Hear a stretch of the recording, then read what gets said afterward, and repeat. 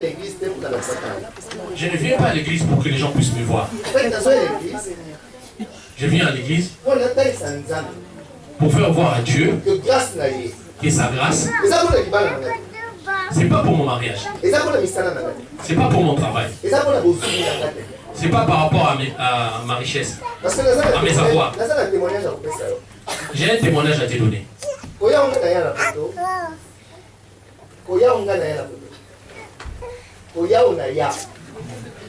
Le fait de venir en Europe. Le fait de venir en Europe. Depuis que je suis dans ce pays. Depuis que je suis dans ce pays. Écoute-moi bien. Peut-être que tu crois que la vie se résume à ce que tu as. Peut-être J'ai été adopté par une famille européenne. J'ai besoin de ton attention. J'ai besoin de ton attention. Cette famille a beaucoup de biens. J'ai dit beaucoup de biens. 2014 s'est écoulé. Non, je dis non. Le monsieur a eu le cancer. Quand il a eu le cancer, il a dit à sa femme, je crois que je ne vais pas vivre longtemps. Mais tout ce qu'on a, je voudrais que Rock et Anne puissent hériter de ça. Alléluia. Amen. Alors, après 2 mois, il est décédé. Hier, nous étions là-bas. C'était la date de son anniversaire. J'ai réalisé. La Sosoli. Non, frère Richard. Il n'a pas de voix, je viens de dire. Non, mais il va avoir la voix, c'est la famille que. J'ai réalisé. La Sosoli. Pourquoi vous avez un bon? Vous pouvez avoir des moyens. Vous allez mourir. Et l'argent restera.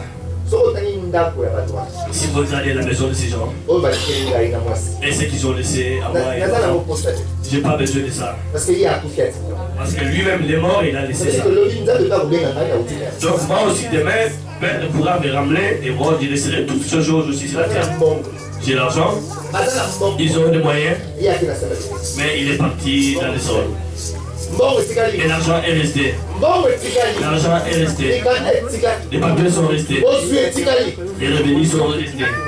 Mais lui, il est parti. Je ne sais pas. Je ne sais pas votre témoignage.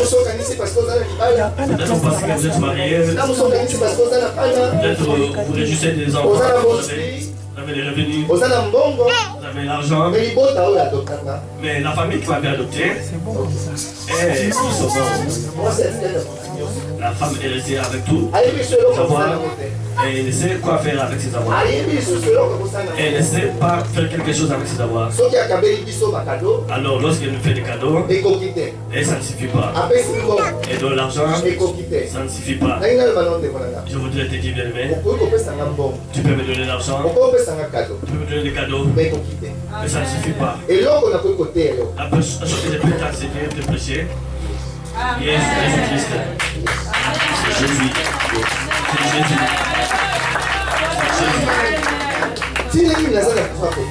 Pourquoi j'ai besoin de témoigner? J'ai besoin de témoigner. Lorsque je regarde mon mari et je réalise qu'il n'est pas décédé, j'ai besoin de témoigner. Lorsque je regarde mes enfants, combien sont, les enfants sont morts et les miens ne sont pas décédés. Lorsque je me regarde, Alléluia. Amen. Vous dites que vous avez été guéri du cancer.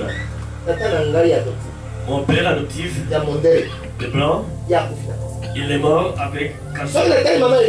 Lorsque je regarde maman Élisée, j'ai dit maman Élisée, j'ai dit Dieu soit glorifié. Maman Élie pourrait mourir. Le même cancer que maman Élie a eu. Le même cancer qu'elle a eu. Ma propre mère. Ma mère à moi, propre mère. Ma propre mère, celle-là n'est pas blanche, elle est noire comme moi. Elle est africaine, noire comme moi. Elle est morte de ça. Elle est morte du cancer, de la même cancer. Mais maman Élie, Il a été guéri instantanément par la puissance de Jésus.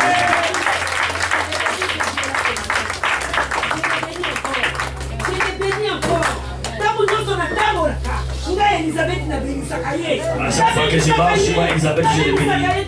Je l'ai béni, je l'ai béni. J'ai béni toujours ces dieux. Mes amis se sont moqués de moi, toute la famille, elle va mourir. Elle va mourir. Tout ce qu'on lui a laissé comme avoir, il me font le combat. Et les dieux qui ont aussi avec moi. Les dieux m'ont délivré. On est né au nombre de 8. Mais depuis que j'ai connu le Seigneur, aujourd'hui, mon silence, c'est toi qui vas garder le silence et moi je combattre à ta place. Merci maman Élisée. J'ai fermé ma bouche et j'appelle les amis. Amen. Amen. Merci maman Élisée. Voilà pourquoi j'ai besoin de bénir les Seigneurs.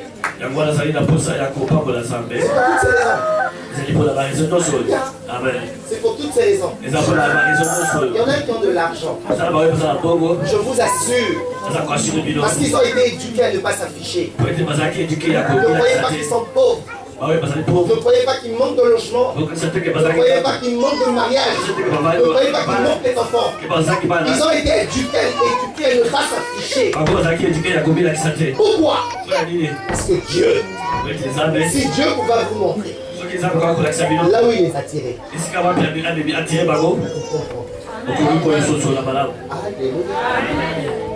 Je bénis le Seigneur pour Maman Mado.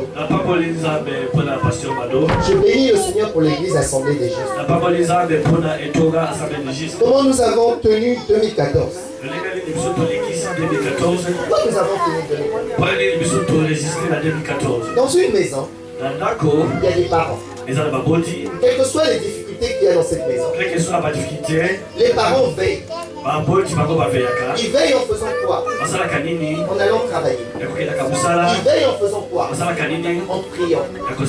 Ils veillent en faisant quoi? En faisant à manger. Et dans une église, c'est pareil. Nous avons tenu pendant 2014 avec quelques fidèles dans la prière. Toutes les semaines. S'il y a 52 semaines, ça veut dire que 52 semaines multiplié par vendredi, ça fait 52 vendredis. Si dans une nuit, de 23h à 5h du matin, ça fait 6 heures. Tu multiplies 52 par 6. Ça fait tant d'heures de prière. Sans compter les jeûnes. Sans compter le froid. Mais nous avons tenu bon. Pourquoi nous avons tenu bon? Parce que Jésus a dit une chose. Veillez. Veillez. Veillez. Nous ne pouvons prier si nous ne veillons. Tu dois apprendre à veiller. La Bible dit l'ennemi rôde. Il rôde en faisant quoi? En apportant la maladie. Il rôde en faisant quoi? En apportant le chômage. Il rôde en faisant quoi? En apportant la misère. Non, veillons. En veillant, tu tiens bon. Tu tiens bon. Pourquoi? Lorsque j'arrive en 2015, je rappelle à l'ennemi, il a échoué. Ma présence en 2015, je lui rappelle qu'il a échoué. Je lui dis que 2015 c'est une nouvelle saison. 2015 c'est une nouvelle objectif. Parce que c'est une nouvelle objectif. C'est-à-dire que le fait d'être encore en 2015, je lui rappelle que j'ai gagné. Pourquoi? Parce que la saison que vous voyez, il y a une saison pour l'hiver. Il y a une saison pour l'été.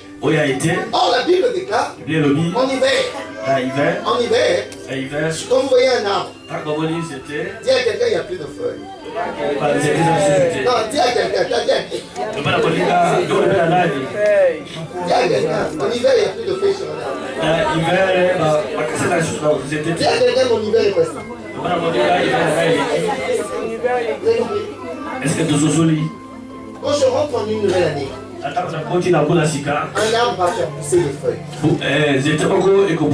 Quand je vois les feuilles pousser, je dis Seigneur, il y a espoir. Il y a espoir. Nous avons les Nika. Yo, on est bien là. Amen. Nous allons prendre nos Bibles, on reste assis. Nous allons continuer le message. Pour ceux qui n'étaient pas là. Amen. Amen. La Bible dit, lorsque le peuple de Dieu a traversé le désert, Josué 6. Je peux faire. Lorsque le peuple de Dieu a traversé le désert, il faut savoir une chose. Lorsque tu as traversé le désert, c'est normal. Est-ce que je parle à quelqu'un ce matin? Dis à quelqu'un, c'est normal que tu as traversé le désert. C'est un principe divin. Quand on traverse un désert, nous ne pouvons pas abandonner dans le désert. Pourquoi? Lorsque tu traverses un désert, même si tu n'as pas de GPS, même si tu ne sais pas te localiser, tu vas arriver au bout.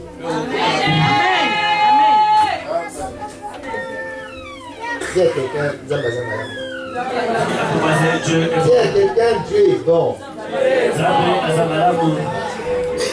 Alors, ils ont traversé le désert pendant 40 ans. Pendant 40 ans. Et pendant 40 ans, ils ont eu faim. Pendant 40 ans, ils ont eu soif. Mais la Bible dit, pendant toutes ces années, Dieu ne les avait jamais abandonnés.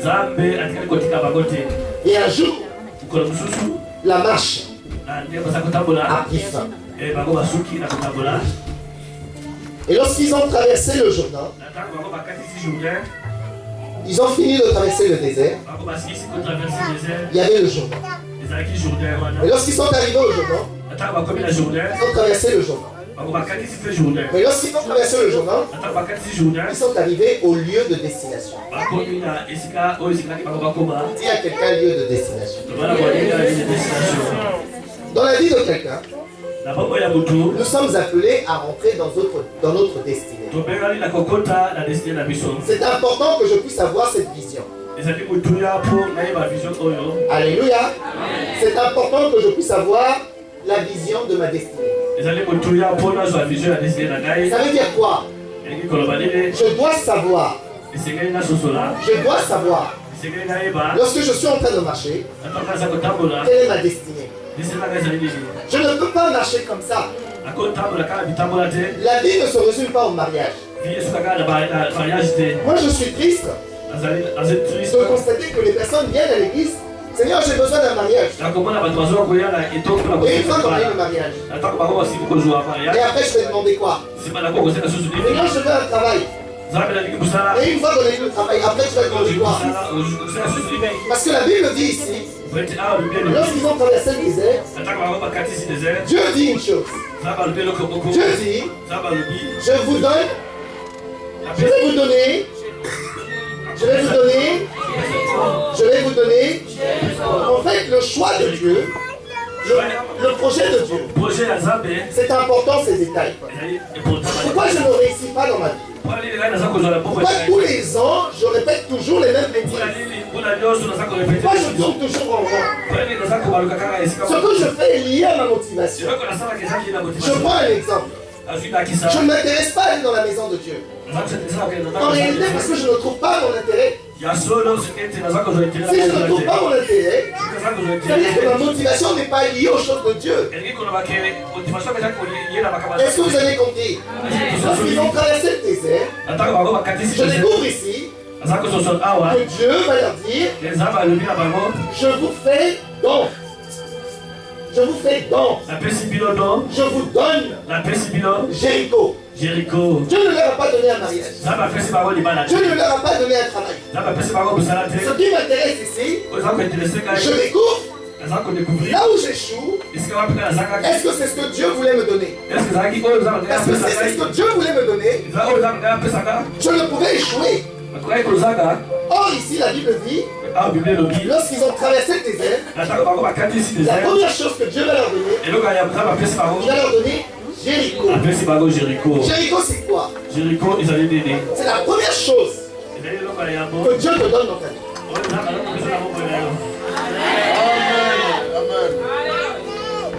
Si tu ne comprends pas comment Dieu fonctionne, tu risques de répéter les mêmes bêtises.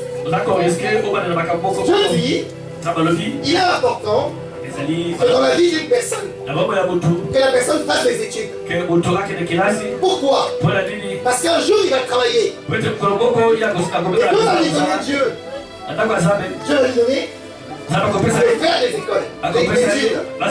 Dieu va lui donner l'intelligence. Pourquoi? Parce que c'est son Jéricho à lui. Il est important qu'un homme et une femme puissent avoir une famille. Et pour avoir cette famille, Dieu va leur donner un Jéricho. C'est quoi le Jéricho? C'est un mariage. Chaque chose que Dieu fait, il y a toujours un début. Donc l'échec est lié à quoi? Je vais avoir un mariage.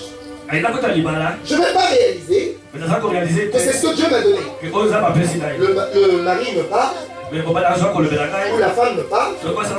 Mon comportement fait que je peux avoir des enfants dans ce couple. Mais je fais mon mariage. Est-ce que je parle à quelqu'un? Je peux avoir des enfants. Échouer. J'oublie que je ne pouvais avoir les enfants sans avoir quelqu'un. Dieu est un Dieu dehors. Je ne peux pas commencer une année en disant pasteur, aujourd'hui j'ai eu le temps de venir à l'église. Mais je pense qu'à l'avenir je n'aurai pas le temps. Fais attention. Fais attention. Parce qu'il y a toujours un Jéricho. Il a dit que je vous donne Jéricho. Mais le Jéricho que je vais vous donner, la Bible dit, vous devez faire le tour. Le tour. Vendredi, mercredi, nous avons vu, pour celles qui étaient là, pour ceux qui étaient là, nous avons fait le tour. Ça veut dire quoi le tour? Tu ne peux pas rentrer dans ta destinée si tu n'apprends pas à apprécier les petites choses. Il y en a, leur vie, elle ne réside que autour de leurs enfants. Alléluia. Il y en a dans leur vie ne se réside qu'autour de leurs enfants. Autour de leurs avoirs. Question, demain les enfants vont grandir. Ils vont te marier ou ils vont marier quelqu'un d'autre? Ils vont rester dans ta maison, ils vont s'en aller. Tu vas être surpris de te retrouver toute seule. Alors que toute ta vie t'a consacré à tes enfants. La Bible dit, quand Dieu a dit à ce peuple, vous allez arriver à Jéricho. Jéricho, je vous le donne. Je vous le donne. Il y a une condition. Que vous fassiez le tour. Ça veut dire pas faire le tour. C'est pas mon message. Ça veut dire pas faire le tour. Je ne peux pas apprécier mon mariage si je n'apprends pas à me remettre en cause. Tout échec est lié au fait qu'on n'a pas pris suffisamment de recul. Je peux me fâcher avec quelqu'un, mais je ne suis pas obligé de me séparer avec. Je peux avoir des difficultés à l'école, mais je ne suis pas obligé d'abandonner mes études. Alléluia. Je peux me fâcher avec un responsable de travail, mais je ne suis pas obligé de démissionner. Dieu a dit, tu feras le tour. Pourquoi faire le tour? Tu dois apprendre à te comporter. Tu dois apprendre à parler. Tu dois apprendre à faire. Pas en faisant le tour, tu vas rencontrer des personnes. Ces personnes-là vont t'aider dans ce que tu fais. Or, si tu ne fais pas le tour, alléluia, je prends un exemple. Je prends un exemple. Augmente le son de ton micro. Je prends un exemple. Je suis marié. Je n'ai pas fait le tour des mariés, des mariages. Je n'ai pas été dans leur couple. pour voir comment ils sont heureux. Je n'ai pas été dans son couple à elle pour voir comment elle est heureuse. Je n'ai pas été dans son couple à elle pour voir comment ils sont heureux. Pour ne pas avoir fait le tour, je ne réalise pas que j'ai une chance, que j'ai une grâce d'avoir un mari qui pose un regard sur moi. Alors je ne sais me comporter. Un jour je le paie. Pour ne pas avoir fait le tour, je le paie. Et lorsque je vois les autres, je réalise que je n'avais pas fait le tour. Je vais à l'école. Je vais à l'école pour ne pas avoir fait le tour des entreprises en stage.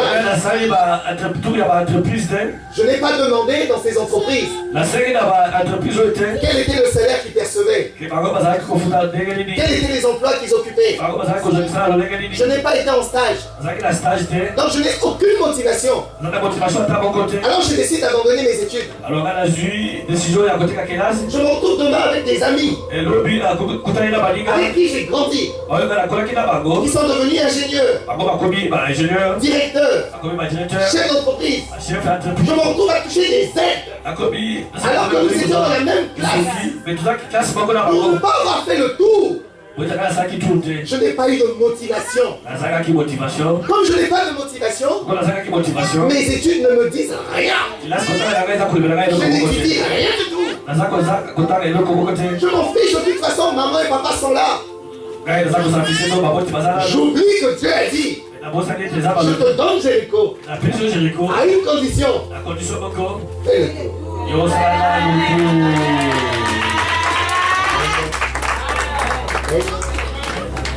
Souvent nous faisons des erreurs parce que Dieu dit: il nous a donné la chose. Mais tu ne peux posséder ce que Dieu t'a donné si tu n'apprends à l'apprécier. Non, le mari que Dieu m'a donné, il n'a pas de situation. Les enfants que Dieu m'a donnés, de toute façon, c'est des bons à rien. Tu as fait le tour de leur vie. Tu as fait le tour de la vie de ces enfants. Alléluia. Souvent je dis à ma femme, qui est européenne, je dis: vous avez eu tort que nous on a été à l'école. C'est la bêtise la plus pire que vous avez faite. Pourquoi? Parce que lorsqu'on va à l'école, on fait le tour. On sait s'exprimer. On sait se comporter. Tu peux me taper. Je n'ai pas besoin de te rendre. Mais tu as t'inquiéter avec mon silence. Parce que le silence là, lorsqu'on va fléchir les genoux, comme a dit le pasteur Edwin, tu vas mourir. Et aujourd'hui, c'est la suite de notre message.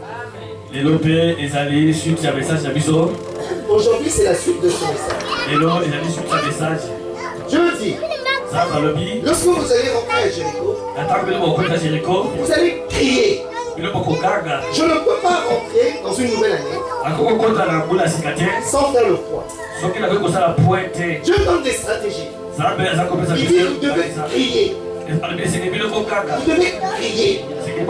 Ça veut dire quoi, crier?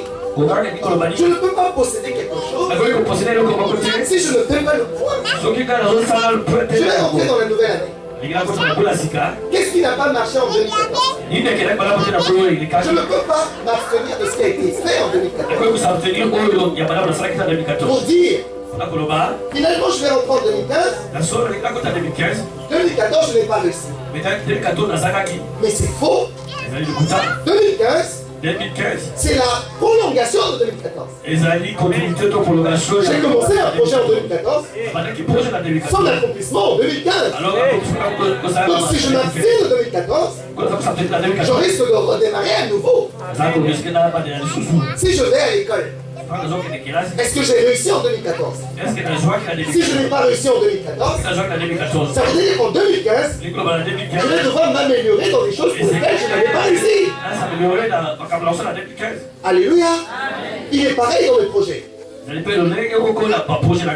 défaut des enfants de Dieu. Nous rentrons en 2015.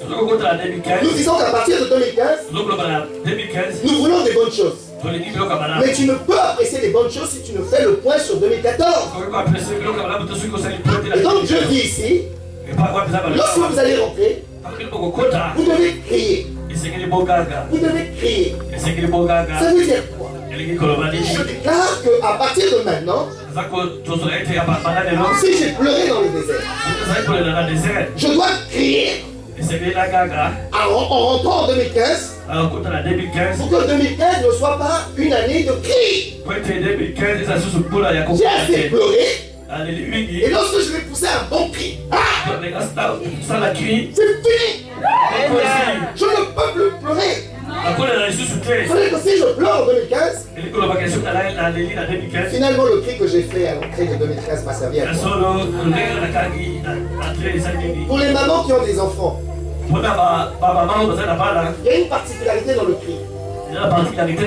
Lorsqu'elles vont accoucher, elles dégagent un cri. Elle pousse un cri. Je découvre que le cri de Jéricho était un cri d'accouchement.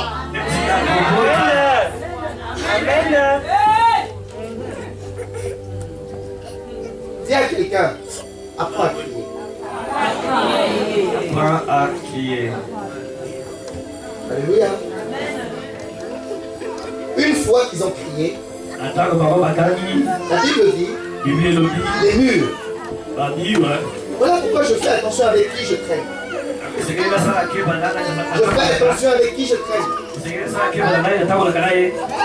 Tu peux avoir des cris. Ces cris-là, c'est seulement pour parler du mal des autres. Regardez les cris de prière. Elle a brisé les obstacles. Dieu a voulu que qui possède la bénédiction de Dieu, il devait crier. Il devait crier. C'est un cri de prière. C'est un cri d'accouchement. Lorsqu'ils l'ont possédé, une fois qu'ils ont crié, les murs ont... Dis à quelqu'un, je dois apprendre à crier. Quand l'église avait commencé, lorsqu'on faisait des veillées de prière, ma femme elle venait nous voir vers 2h, 3h du matin. Elle dit baissez le temps. Parce que la police va venir. Alléluia. Baissez le temps. Parce que la police va venir. Mais ce qu'elle n'avait pas comme révélation, si tu es là ce matin, parce que quelqu'un il y a un peu de révélation. Ceux qui endorment l'église, je ne veux pas marcher sans révélation. Tu peux perdre ta femme. Tu peux perdre. Non, perdre. Après qu'on couvre. Parce qu'on zanga qui qu'on gagne. C'est parce que toi tu avais manqué à crier. Tu es tellement habitué dès que tu rentres le soir. Chérie, j'ai faim.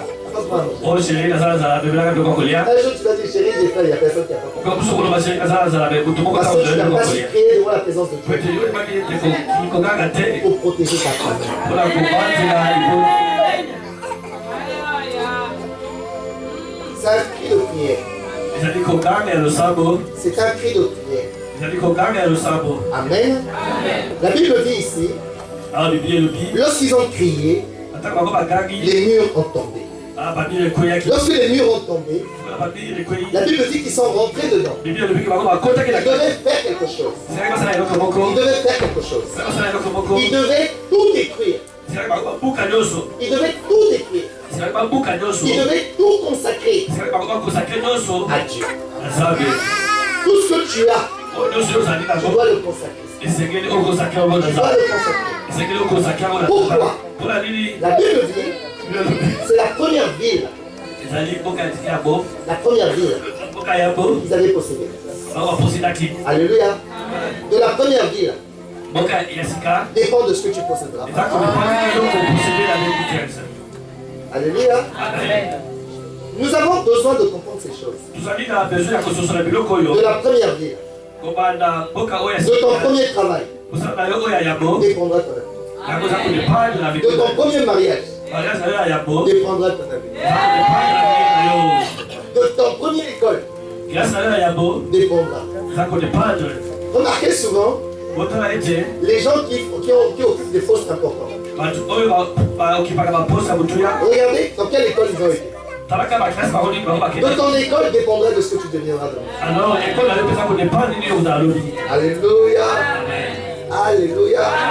La Bible dit ici, et c'est là où nous allons rentrer.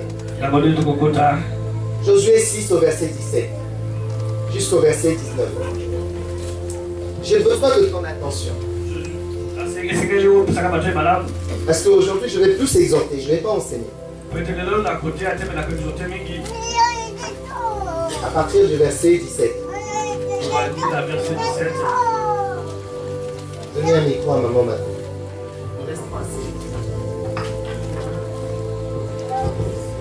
Je vais lire dans le nom de Jésus. La Bible déclare à Josué chapitre 7 à partir du 17, je m'excuse, chapitre 6 à partir du 7e verset jusqu'à 19, je lis au nom de Jésus. La ville sera dévouée à l'Éternel par interdit. La Bible dit ici que ce que Dieu a donné est voué à l'interdit. Ça veut dire qu'on ne pourra le posséder. On ne pourra le posséder.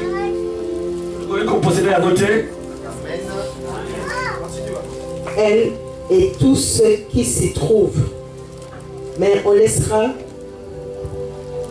La ville ne peut être possédée. Elle et tout ce qui s'y trouve. Est-ce que je parle à quelqu'un? Nous ne pouvons pas lire ces écrits comme un roman policier. Parce que si nous lisons ces choses comme un roman policier, nous risquons de sortir comme nous sommes venus. Alléluia. Dieu dit, c'est Dieu qui parle. Il dit la ville de Jéricho. Et vous mais c'est une ville que je vous ai donnée. Vous ne pouvez la toucher. Alléluia. Amen. Très souvent, l'erreur que nous faisons, c'est quoi? Je rentre en 2015. Je rentre en 2015. Je me bénis. Je dis ici, c'est la première bénédiction. Est-ce que vous avez compris? C'est ma première bénédiction de l'année. J'ai traversé le désert. Je rentre dans la terre promise. Vous réveillez mon frère Roger. Je rentre dans la terre promise. Alléluia. Et Dieu dit, sur cette terre-là, sur cette terre, je consacre la première ville que je vous ai donnée à moi. Première cause de l'échec dans la vie des enfants de Dieu. Je viens à l'église. En fait, je suis un spectateur. Dis-moi, la nuit, tu as eu pour dormir ou pas? Donc, dans ta maison, tu as eu à t'occuper de tes enfants ou pas? Comment tu peux venir à l'église? Tu endors, tu t'occupes. Dis-moi, pourquoi tu es venu? Non, ma femme m'a dit non, des fois c'est pour le saka-saka. Écoutez l'erreur. Dieu a donné. Il dit ce que je vous ai donné. Ce que je vous ai donné, la première chose, vous me le consacrez. Donc ça veut dire que ce que je consacre à Dieu, la suite, il me viendra.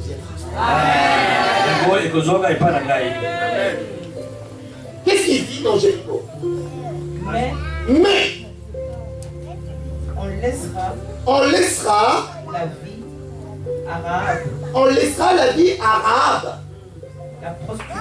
La prostituée. Et à tous ceux qui seront avec elle dans la maison. Reprends ce détail, maman. On doit détruire la ville de Jéricho. Et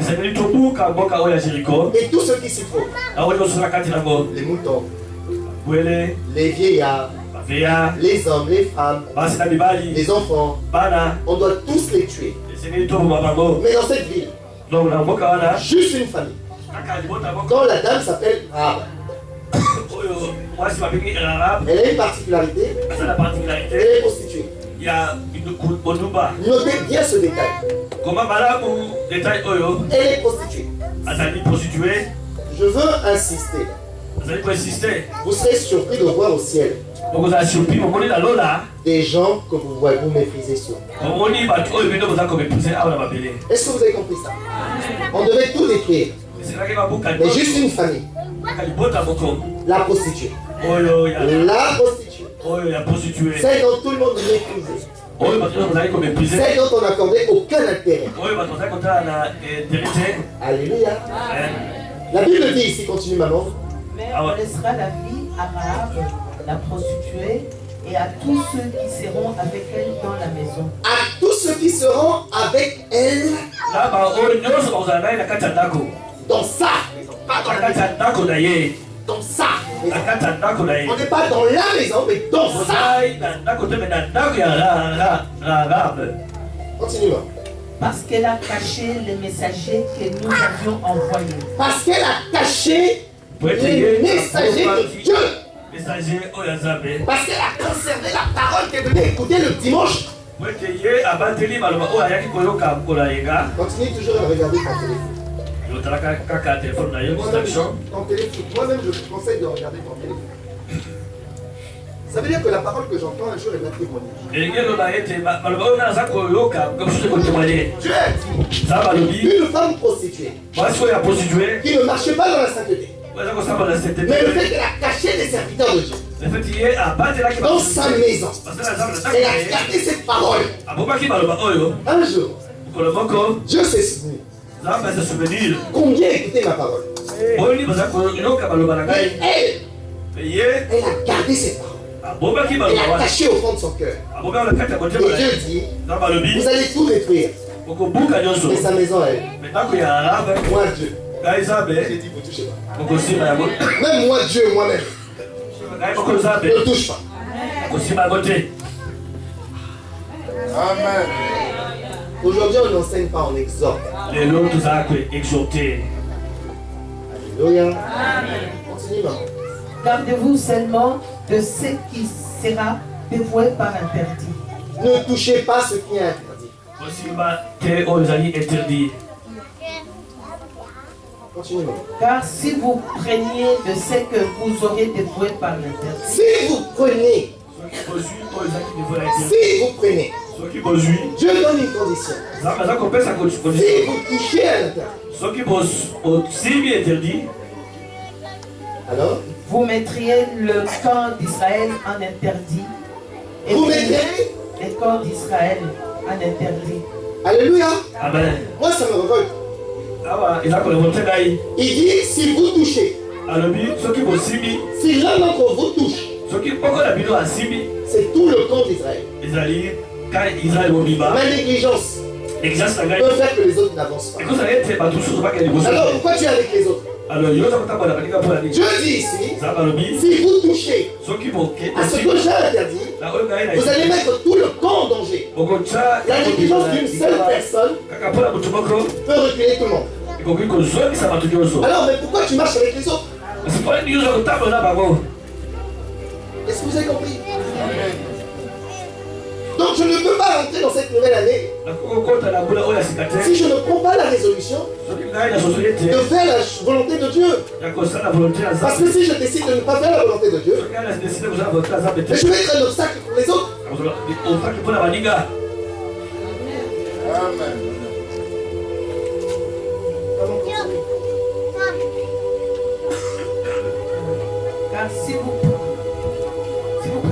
Car si vous preniez de ce que vous aurez dévoué par interdit, vous mettrez le camp d'Israël en interdit et vous y jetteriez le trouble.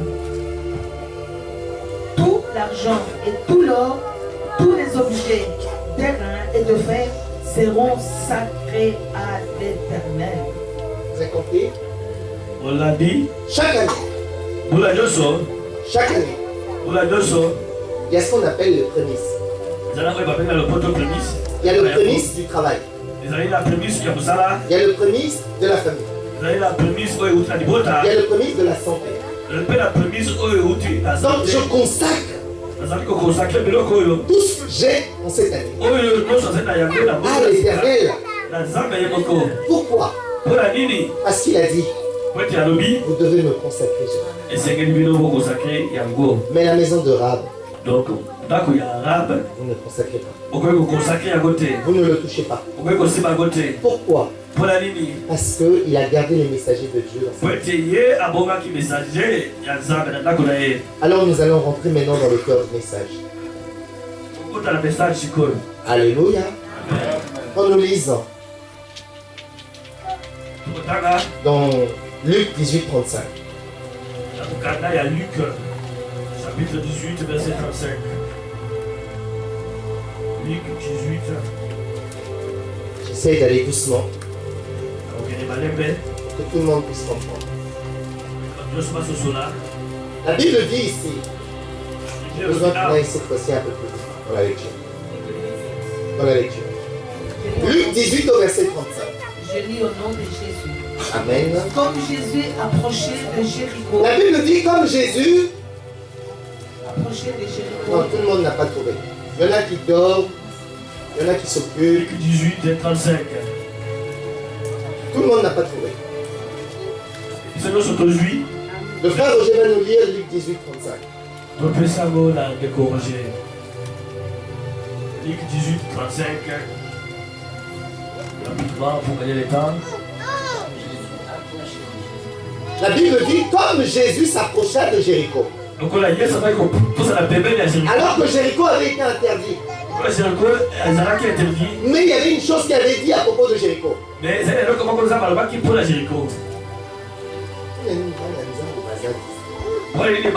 Les enfants de Dieu sont distraits. Pourquoi? Ce qui nous paie, c'est l'information.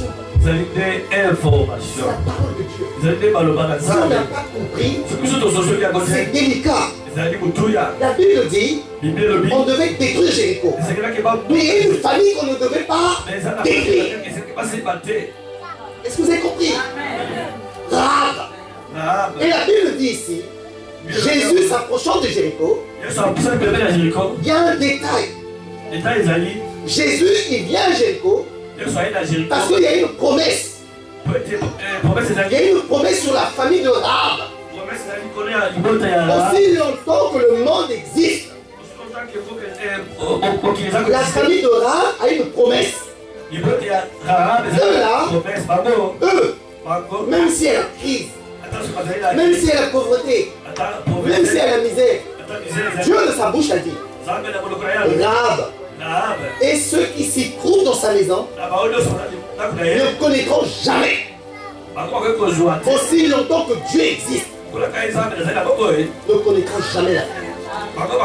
Et la Bible dit ici, Jésus s'approche de Jéricho. C'est-à-dire que Jéricho est sous la malédiction. Alléluia. Mais Jésus vient à Jéricho. La Bible dit, le long du chemin, pourquoi l'Église ne vit pas la parole de Dieu? Sinon on va leur aimer. Tu viens à l'Église, Dieu va te bénir.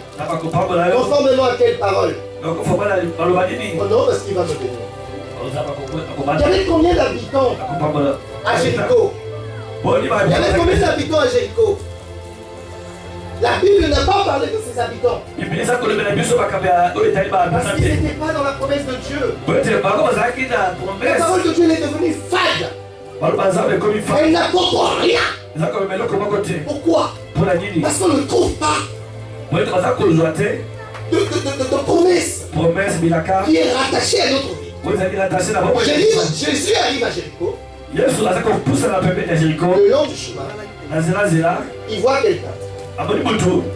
Il voit qui? C'est donc la Bible. Quelqu'un peut me lire avec un esprit de vivant. Non, soyez vivant. Lis-moi, frère. Donnez le micro. Je veux que nous soyons vivants. Jésus, il vient.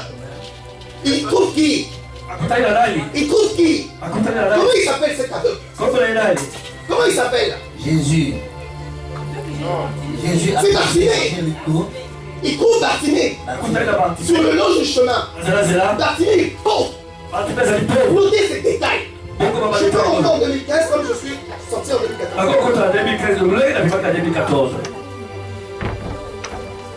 Comme je suis habitué à ne pas venir à l'église. Comme je suis pas habitué à venir écouter la parole de Dieu. Or, Rahab, ce qu'il a sauvé, c'était quoi? Vous avez compris? Jésus sur le chemin, il retrouve Bartimée. Bartimée est sur le chemin. La Bible dit que Bartimée a une particularité. La particularité de Bartimée, il est aveugle. Il est pauvre. Il est assis le long du chemin. Là où il est assis, probablement c'est sa maison. Donc c'est la fin de l'année 2014. Bartimée entend ce message. Il entend que Jésus doit passer par là.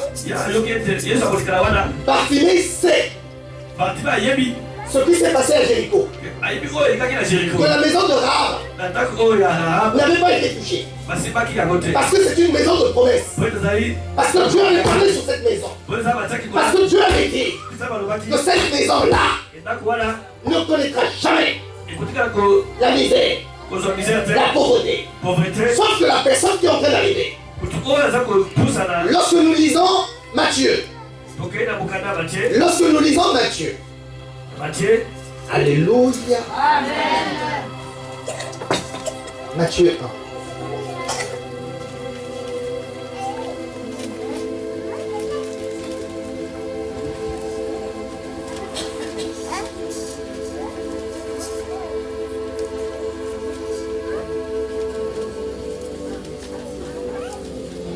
Verset 5.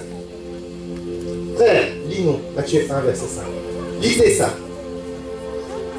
Salomon eut Boaz.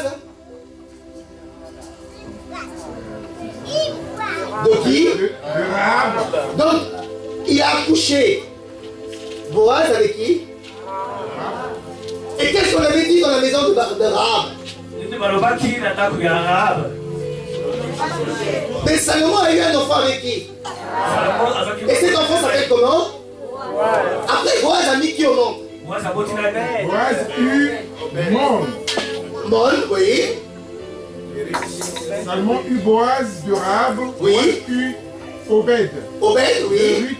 De Ruth, oui. Obed eut pour fils Isaïe. Isaïe eut David. Isaïe qui? David est le grand-père de qui? David, grand-père d'Annie. Jésus. Est-ce que tu es Bartimée est informé de cette nouvelle. Il sait que le petit-fils de Rahab est en train de passer par là. Il sait la promesse qu'il y a dans leur maison. Lui, il est aveugle. Il est pauvre. Écoutez-moi. Tu peux venir à l'église et sortir comme tu veux. Parce qu'en réalité, tu es venu. Tu ne t'attendais à rien. Bartimée s'attendait. La Bible dit qu'il habitait dans une ville. Cette ville-là n'a rien fait pour lui. Parce que c'est une ville qui a été consacrée. Mais il y a une promesse sur une famille. Cette famille-là. Alléluia. Cette famille s'appelle la famille des Rahab. Donc le petit-fils est en train de rentrer.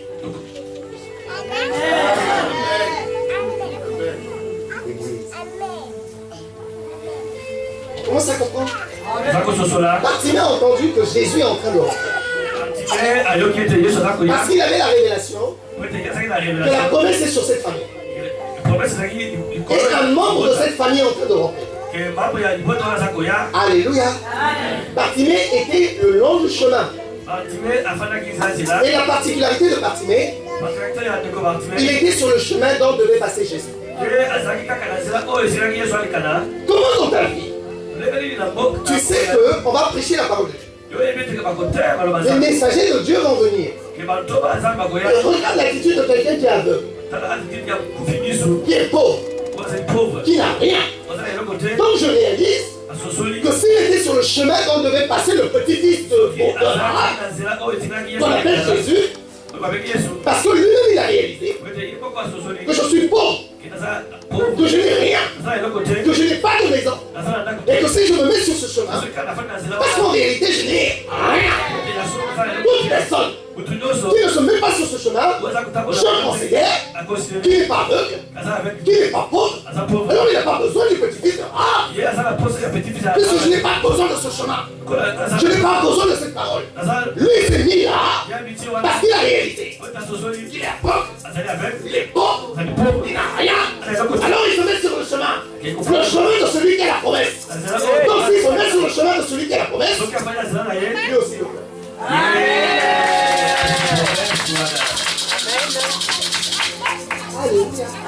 Des milliers de gens qui viennent à l'église, aucune révélation. Dieu va me bénir. En fonction de quoi on va te bénir? Tu fais partie de quelle famille? De quelle? La Bible dit que Jésus devait passer par là. Et Jésus était le petit-fils de la maison où il y avait la promesse. Donc si je viens à Jésus, c'est parce que je sais qu'il a la promesse pour ma vie. Alléluia. La Bible dit dans Luc 19 au verset 1, juste la page d'après. Amen. La Bible dit ici, Jésus ne s'approche plus, il est maintenant dans. Est-ce que vous voyez la différence? Il a rencontré Bartimée où? À la porte de Jéricho, à l'extérieur de Jéricho. Ça veut dire que Bartimée avait été mis à l'écart de la ville. Est-ce que je peux parler? Vous avez vu la vie des gens qui n'ont pas Jésus dans leur vie? Spirituellement.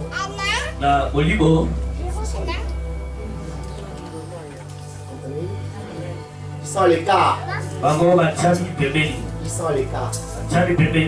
Faites attention avec ces paroles-là. On ne fait pas de têtu avec ça.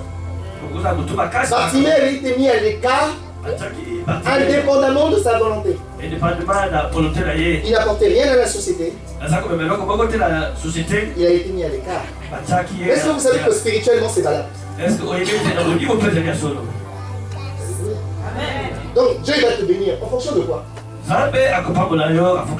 Spirituellement aveugle. Spirituellement ne travaille pas pour l'église. Spirituellement n'évangélise pas. Bartimée a été mis quoi? Jésus cette fois-ci il rentre. Il rentre à Jéricho. La Bible dit quand il est rentré à Jéricho, il va au centre-ville. Au centre-ville. Qu'est-ce qui s'est passé? Lorsque Jésus était à Jéricho. Non, pas à Jéricho. Dans la ville de Lazare. Dans la ville de Lazare. Rappelez-moi le nom. À Bethanie. Jésus eut faim. Il va aller où? Il va aller à Bethanie. Et lorsqu'il faim, il voit au loin quoi? Un figuier. La Bible dit à Jéricho, Jésus, une fois qu'il est rentré, il va où? Pour chercher quoi?